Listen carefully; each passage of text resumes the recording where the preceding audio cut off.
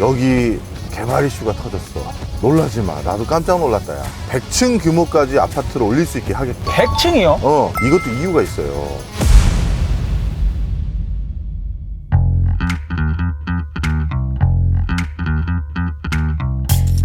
아유, 이렇게 비 오는 날 바람 불고. 아유, 형님 오셨습니까? 저는 이런 날씨가 좋더라고요. 우중충한 날씨에 또 부동산 한 수 배우려고 또 이렇게 모시러 왔습니다. 우리 동생들하고 이렇게 항상 우리 또 촬영 끝나고 사실 방송에 안 나가지만 우리 회식을 하잖아. 그건 너무 좋아요. 우리 언제 애청자들 한 두 분 모시고 회식을 같이 할까? 댓글 좋게 달아주시는 분 한 두 분 모시고. 예. 네. 댓글 좋은 거 부탁드립니다. 네. 그리고 이제 박 교수는 민족의 수호신이자 방송으로 못 나가는 진짜 여의도 맨션의 그 아주 핵심적인 이야기를 또 한두 개. 그럼 우리는 사실 종목 추천하잖아. 우리끼리는 하죠. 우리는 하지. 그래서 우리가 이 모양이지만 서로가 서로를 힘들게. 서로가 서로를 돈을 벌어주는 게 아니라 미안하다 하면서 술 사주고. 형님은 여기 여의도 몇 년째 사시는 거예요? 서울 올라온 지 6년 됐나? 왜냐하면 네. 나는 전 직장 때문에 세종시에서 한 또 10년 가까이 좀 살았잖아. 그렇죠. 그래서 이제 대학으로 이직하고 나서 네. 오자마자 여기서부터 살았으니까 네. 나 한 6, 7년 된 것 같은데? 아니 평소에 형님이 그 말씀하시는 게 그 여의도에 대한 만족도가 높으세요? 나는 너도 알다시피 형이 슈퍼 애견가 아니니? 그러니까. 언제 우리 보리도 여기 출연 한번 시켜줘. 그럼 구독자 많이 늘 것 같은데. 그래? 나보다 보리가 낫단 말이야. 형님, 이 유튜브는 기본적으로 음. 뭐 경제도 좋고 부동산 다 좋습니다. 우리는 기본적으로 경제 채널이니까. 근데 이제 구독자를 늘리는 거는 애기, 강아지, 고양이 이런 것들이에요. 우리 보리 다음부터 여기 데려와야 되는데 이렇게 딱 해가지고. 형님이 이제 부동산에 대해서 열심히 말씀해 주시는 것도 좋지만 이제 보리가 나와가지고 개사료 먹고 있다. 그러면 이제 구독자가 폭발적으로 늘어나죠. 아니, 나 그렇게 평생 공부해서 얘기한 것보다 우리 보리가 개사료 하나 먹는 게 이렇게 우리를 풍요롭게 하다니 참 네. 씁쓸하구나. 그만큼 재능을 넘어서기가 쉽지 않은 거예요. 그렇구나. 네. 근데 내가 진짜 여의도 만족도가 큰 게 네. 강아지 키우기가 너무 좋아. 네. 일단 여의도 공원 산책하기 좋지. 네. 그리고 여의도에 있는 모든 대형 쇼핑몰은 개를 데려갈 수가 있어요. 그래요? 그래서 현대백화점 나 장 보러 가거나 그럴 때 더현대 여기. 더현대 네. 강아지 데리고 가지. 네. IFC몰도 식당 가면 맨 밑에 빼고는 다 강아지랑 같이 쇼핑할 수 있고. 그 이마트는 아직 아닐 거야. 내가 거기는 나 혼자만 가봤지 개를 데리고 가진 않았어. 아마 안 될 거야. 그래서 하여튼 여기 이렇게 강아지랑 같이 쇼핑할 수 있는, 여기 무슨 호주나 미국도 아닌데 야, 그것도 난 되게 좋았고. 강남 쪽에 살았을 때는 솔직히 그때는 강아지 데리고 어디 못 갔어. 저도 사실 강남에서 몇 년 산 적이 있지만 그 사람들이 강남 하는 거에 비해서 사실 마땅히 산책할 데도 없고. 강남 사시는 분들한테는 좀 죄송합니다. 그분들은 알아. 여러 가지 장점이 많이 있지만 굳이 나쁜 걸 찾자면은 그런 게 있다. 나도 아파트 단지 안에서나 산책을 했지. 그때 뭐 어디 뭐 외부에 뭐 이 여의도 공원 같이 큰 공원이 대한민국에 어디 있어. 내가 하여튼 난 그래서 여기 만족도가 좋아. 그래서 나는 뭐 학교도 가깝고 그래서 나는 당분간은 여의도에 계속 살지 않을까. 그리고 아침에 또 KBS 방송하러 갈 때 그때 걸어가도 되는 지근거리에 있거든. 그러다 보니 나는 뭐 이래저래 만족도가 크지. 자, 그런데 내가 이제 더 갈 수 없는 상황이 슬슬 생기는 것 같아. 왜요? 뭐죠? 여기 개발 이슈가 터졌어. 그러니까요. 그게 보통 이슈가 아니라고 하던데. 그러니까. 이 여의도가 마지막 남은 그 개발지 중에 하나였거든. 이것도 이유가 있어요. 원래 내가 우리 여의도 맨션 부동산 특강에서도 몇 번 얘기했지만 서울의 주택 공급을 더 늘리는 방법 중에 하나가 서울을 더 늘리는 건 말이 안 되잖아. 행정구역을 물론 바깥쪽으로 늘릴 수는 있지만 이제 그거는 사람들이 원하는 중심가의 거주가 아니니까. 그래서 결국 서울 중심가의 집을 더 늘리는 방법은 재건축 재개발밖에 없는데 이미 개포, 반포, 이제 압구정까지 발표가 다 난 상황에서 아니 서울에 어디에다가 집을 더 늘릴 수 있느냐 사람들이 잘 모르는데 사실 여의도야. 여의도에 예전 1970년대 지어졌던 이 아파트들이 어마어마하게 많아. 네, 신구의 조화가 있더라고요. 그렇지. 네. 바로 그 아파트들 대규모 단지들이거든. 네. 그거 재건축 재개발 이슈가 드디어 이번에 발표가 됐어. 그게 놀라지 마. 나도 깜짝 놀랐다 야. 네. 100층 규모까지 아파트를 올릴 수 있게 하겠대. 100층이요? 100층이면은 여기 여의도를 대표하는 63빌딩이 지하 3층, 지상 60층 아닙니까? 거의 그럴 거야. 네. 이미 63빌딩보다 높은 거 여기 많아. 네. 이 여의도를 보면 사실 우리나라 현대의 그 뭐라 그러지 부동산 발전의 역사를 한번 쫙 짚으면서 아 내가 저번에 말했던 정말 서울의 공급이라는 건 거의 이제 불가능에 가까워지는 수준까지 땅은 다 차지했구나를 알 수가 있어. 매번 강조하시는 그런 부분이잖아요. 이것도 한번 얘기를 해볼까? 네. 여의도에 사람이 산지는 꽤 오래됐어. 네. 그러니까 조선시대 때 이제 이쪽 그 사대문 안으로 도읍을 옮기고 나서 네.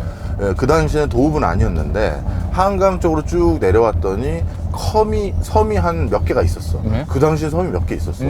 그런데 그 중에 하나가 밤섬하고 밤섬. 그 다음에 여의섬이 있는 거야. 근데 밤섬하고 여의섬에 살고 있는 사람들이 꽤 있었어. 살고 있었어요. 그래가지고 저기 섬에도 배 타고 이렇게 무태까지 올라와서 왔다 갔다 하는 이런 사람들이 좀 있었었구나 라는 정도의 기록은 있어. 그런데 그 기록만 가지고 뭐 특별히 이 여의도나 밤섬을 개발하겠다 뭐 이런 생각 그땐 안 가졌지. 그렇죠. 그러다가 여의도를 제일 먼저 주목했던 시기는 일제강점기야. 일제강점기. 1916년도에 네.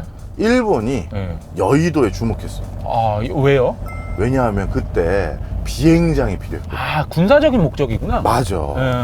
사실 너 지금 딱 보면 알겠지만 여의도에 그 항상 나 데리러 오잖아. 네. 보면 동쪽 끝에서 네. 서쪽 끝은 국회의사당이고 네, 그렇죠. 동쪽 끝은 여의도 성모병원이 있는데 네.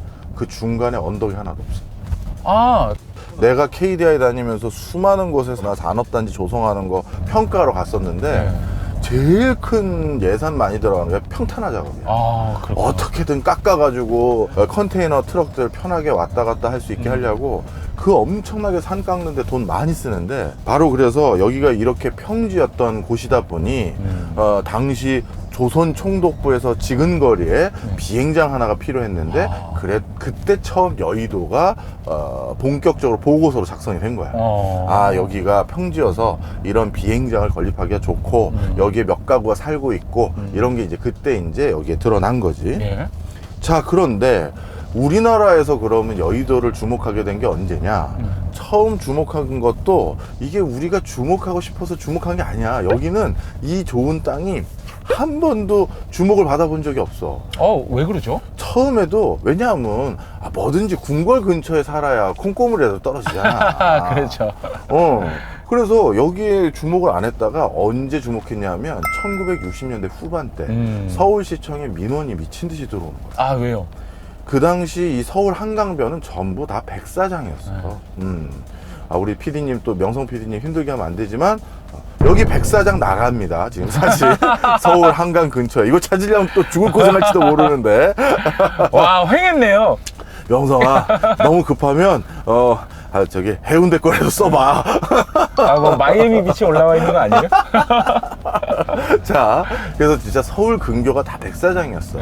네. 초창기 우리나라 아파트 건설할 때 그 백사장에 있는 모래 갖다 썼거든. 자, 그런데 서울에 이제 점점 사람들이 넘쳐나기 시작하고 이촌 향도 현상으로 서울에 많은 사람들이 몰려오니까 서울 도심지에 살고 있는 사람이 늘었잖아. 네. 그러니 거기에 생활 하수가 얼마나 많이 나갈 거야. 그런데 그 생활 하수를 이제 팍팍 내보내는데 하류에 비 오고 나서 백사장으로 모래가 하수구를 막아버리는 거야. 그러면 하수구가 역류하기 시작하겠지. 옛날에는 사람들이 많이 모여 살지 않았으니까 그래도 흘러 내려갔는데 많이 이제 이렇게 살고 있으니 이게 막아버리니까 대책이 안 쓰잖아. 네. 그래서 서울시청에다 전화가 계속 오는 거야. 아니 하수구 지금도 역류하는데 뭐 하는 거냐. 이유를 찾아보면 한강 하류에 이렇게 백사장들이 많은 거지. 그래서 어쩔 수 없다. 그래서 백사장 정비 사업들을 하기로 시작한 거야. 쉽게 얘기해서 그러기 위해서 뚝뚝 쌓아서 물살이 빨리 흘러내려가게 하고 뭐 이런 걸 하기로 했는데, 그 중에 한 곳이 바로 여의도의 요쪽 지역이었어.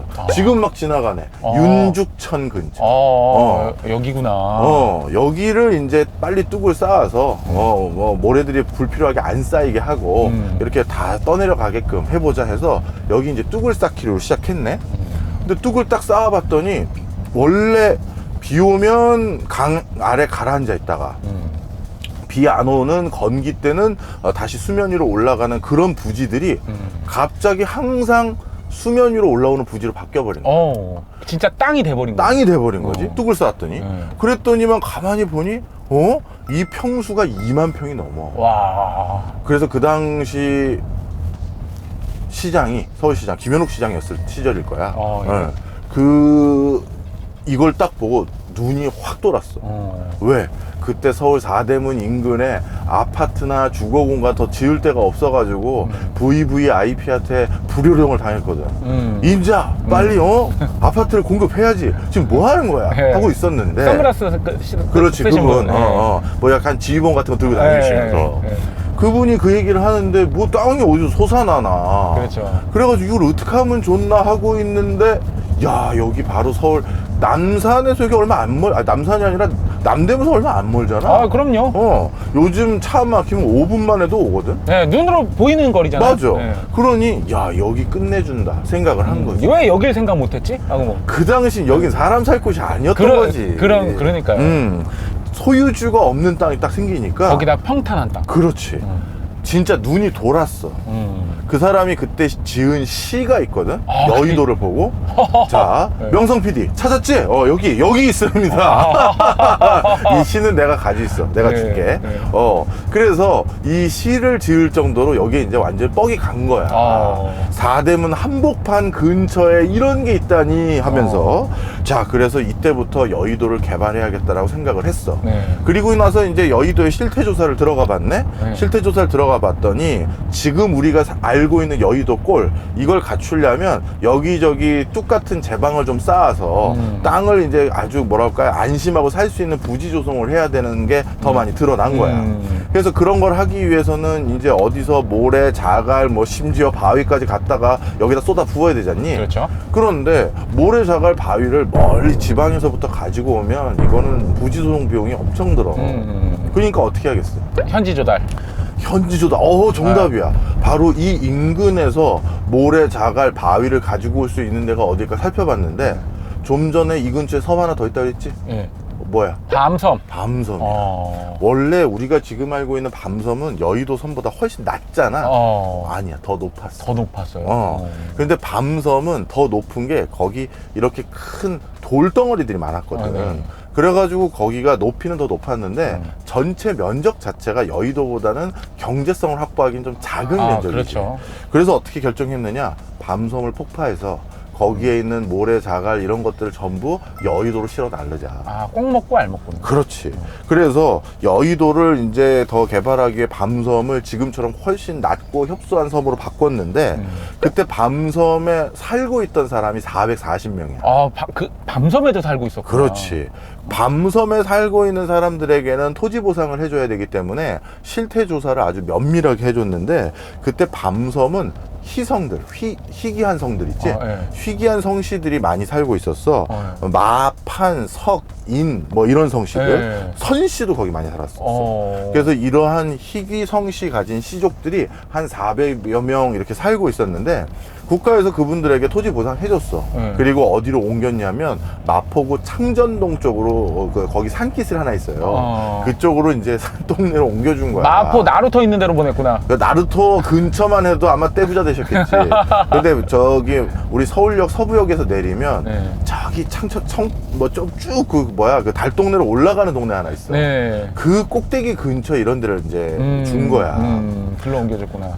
그래서 마포구 창전동 쪽으로 이제 많이 옮겼는데, 그리고 나서 이 여의도를 조성하기 위해서 일본에서 트럭 50대를 급 구해왔어.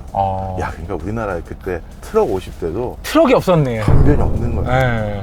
그래서 트럭 50대를 구해와서 진짜 24시간이랬거든. 이거 거짓말이 아니라 24시간이랬어. 그 당시 인부들이 24시간 일한 기록과 사진들은 정말 너무 많고, 어느 정도로 그 대업을 이뤘냐면 공기를 줄여라. 빨리 이걸 지어서 우리나라 특기예요. 가깝게 나 보고 드려야 된다 해서 통상적으로 2년 이상 걸릴 거라는 걸 100일 만에 끝냈어. 리비아 대수로 전에 여의도 공사가 있었구나. 당시 서울에서 제일 높은 빌딩이 반포 빌딩이었거든. 그러니까 반포 호텔 빌딩이야. 반포 호텔 빌딩이 서울에서 제일 높은 빌딩 중에 하나였는데 그 반포 빌딩 높이만 한 모래 언덕이 여의도 섬 여기저기에 440개가 있었어. 와, 이건 뭐 리비아 대수로 공사가 아니라 거의 뭐 이집트 피라미드 공사 준하는 공사였네요. 그렇지. 그 당시에는. 그런데 그거 여기는 그때 마포대교 같은 게 없었을 거 아니야. 그렇죠. 여의 섬이었으니까. 네. 그러다 보니 어떻게 했느냐, 트럭으로 인근까지 날라서 최대한 여기 여의도 섬 안까지는 어떻게 날랐냐면, 약간 이제 자갈이나 모래로 강 쪽에 이렇게 길 같은 걸 놨겠지. 네, 그렇죠. 그때는 뭐 강을 놓는, 다리를 놓는 건 네, 아니고. 네. 그런 걸 딱 놨는데 그걸 어떻게 나르는 줄 알아? 트럭은 그 위로 못 가니까. 사람이 지게로 날랐어. 반포텔 440개 같은 모래 언덕을 사람이 지게로 날랐어. 와, 그러니까 인간이 참 어떻게 보면은 자연과 싸운 거네요. 그렇지. 네.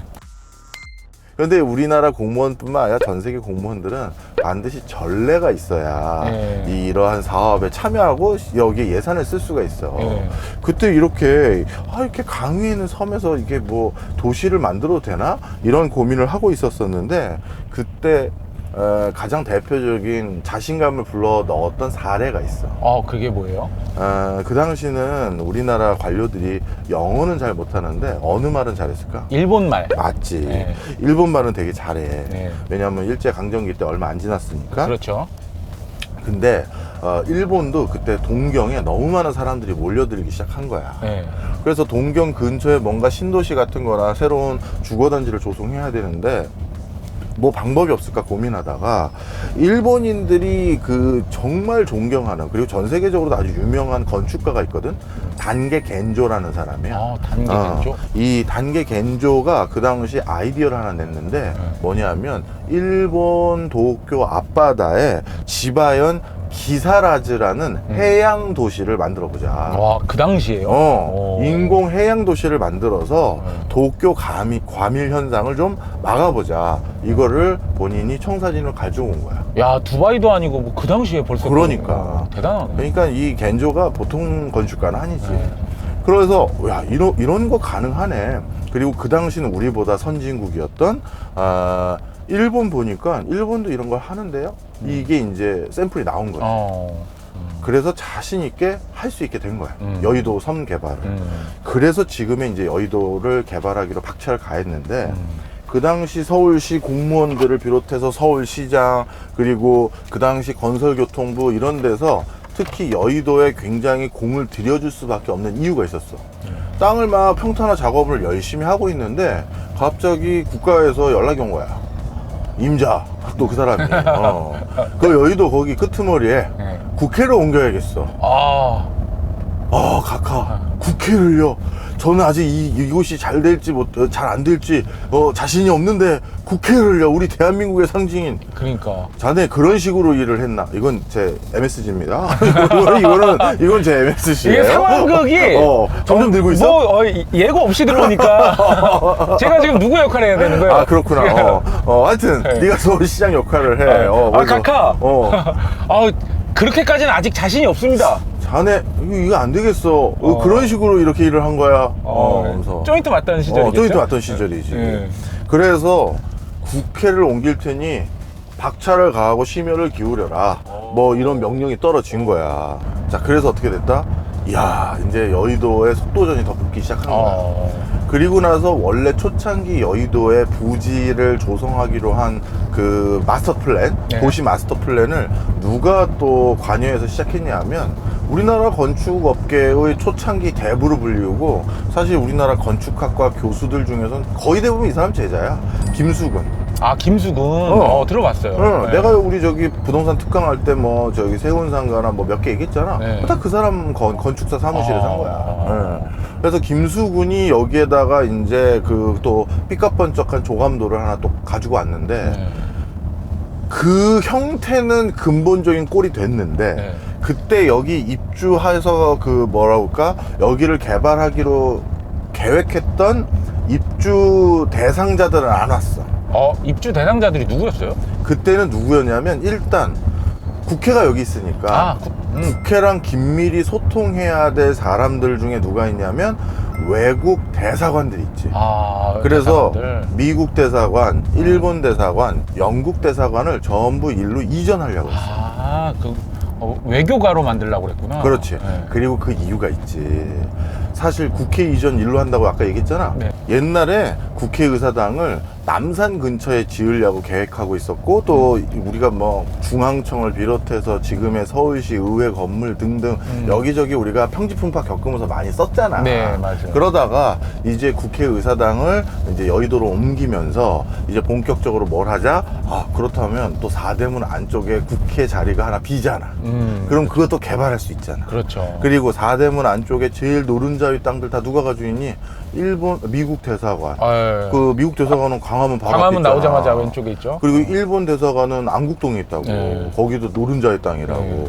영국 대사관도 영국 문화원 맨날 우리 저기 옛날 템지강을 거느렸을 때 영국 그 영어 시험 보러 공부하러 갈 때 거기 근처에 있었잖아. 어련하겠어요. 그 동네 아니 뭐 이름만 대면 알만한 대사관들을 뭐 자리 그냥 잡는 거 아니잖아요. 네. 그래서 프랑스 대사관 등등 해서 전부 서울 한복판을 너무나도 널찍하게 자리 잡고 있는 사람들 전부 여의도로 밀어내자. 네. 이 마음도 있었던 거야. 평택으로 미군 기지 이전하듯이 다 맞아. 예. 맞아. 한 군데 다 한 군데 모이라는 거지. 네. 그래가지고 그때 이제 여의도에 대사관저들 많이 유치해서 보내려고 하고, 그 다음 또 한 가지가 뭐가 있었었냐면, 여기가 이제 우리나라 힘의 상징인 곳이 되려면 또 뭐가 와야겠니? 우리나라 최고의 권력기관. 그 당시 지금도 그래. 청와대, 국방부. 아니지. 얘는 전혀 기초 상식이 없는 아이야. 뭐가 있을까요? 검찰, 법조인들이지. 네. 대법원을 비롯해서 네. 법원과 관련된, 법률과 관련된 행정부처들을 전부 일로 몰려고 했었어. 그렇구나. 그래서 이쪽에 진짜 우리나라 힘의 메카 그런 것들을 해줘야 그래도 이쪽 지역에 관심이 있지 않겠느냐 생각을 한 거야. 그런데 어떻게 됐느냐? 너 생각을 해봐. 지금도 검사들이 콧대가 뭐 하늘 높은 줄 모르는데 네. 그 당시는 어떻겠어? 수위 좀 잘 지켜주세요, 형님. 왜? 지금도 검사가 좋은 직업군 중에 하나인데, 야, 요 편집하지 마라. 야, 지금도 검사가 좋은 직업군 중에 하나인데, 네. 저는 경범죄마저도 잘 지키고 있습니다. 자, 그런데 그 당시는 어땠겠어?